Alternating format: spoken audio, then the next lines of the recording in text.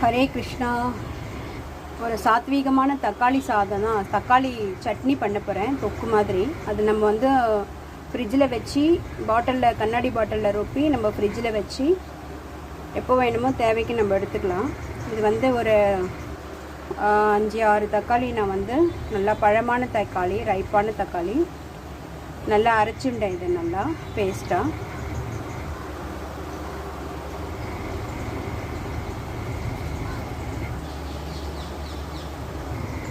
இப்போ வந்து கொத்தமல்லியை பொடியை நறுக்கிண்டோம், கருவேப்பிலை இருக்குது, இங்கே பச்சை மிளகா ஒரு 3 எடுத்துட்டோம், ஒரு துண்டு இஞ்சி எடுத்துட்டோம். சரிங்களா? இப்போ நம்ம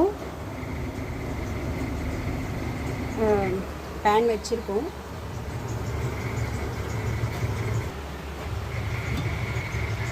எண்ணெய், நல்லெண்ணெய்.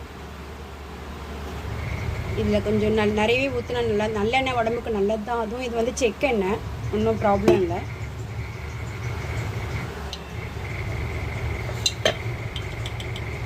கடுகு,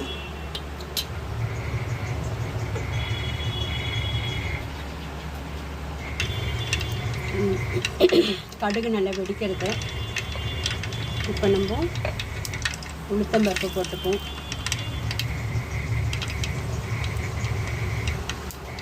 அடுத்து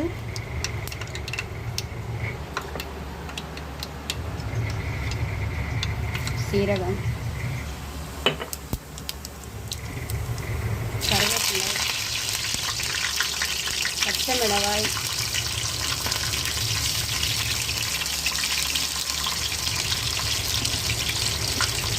இஞ்சி,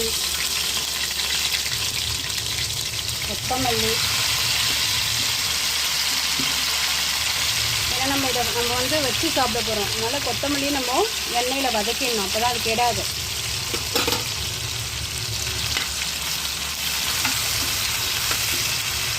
நல்லா வதக்கிண்டு அதுக்கப்புறம் ஏன்னா நம்ம வந்து கொரியண்டர் பவுடர் போட போகிறதில்ல, வெறும் சில்லி பவுடர், ஹல்தி பவுடர் தான் போட போகிறோம், மஞ்சத்தூளும். ஸோ அதனால் நம்ம வந்து இந்த கொத்தமல்லி நம்ம போட்டு தான் ஆகணும், அப்போ தான் நல்லாயிருக்கும். ஏன்னா கொத்தமல்லி பவுடர் நம்ம போடல, அதனால் கொத்தமல்லி தழையை நம்ம யூஸ் பண்ணுறோம். ஸோ அதை நல்லா வதக்கிக்கணும் எண்ணெயில், அப்போ தான் பச்சை வாசனை போக. இஞ்சி, திருவண்ண இஞ்சியும் கொத்தமல்லி, பச்சை மிளகாய் எல்லாம் பச்சை வாசனை போக நல்லா வதக்கிட்டு அதுக்கப்புறம் நம்ம தக்காளி போடணும். இது வந்து சாத்வீகமான தக்காளி தொக்கு.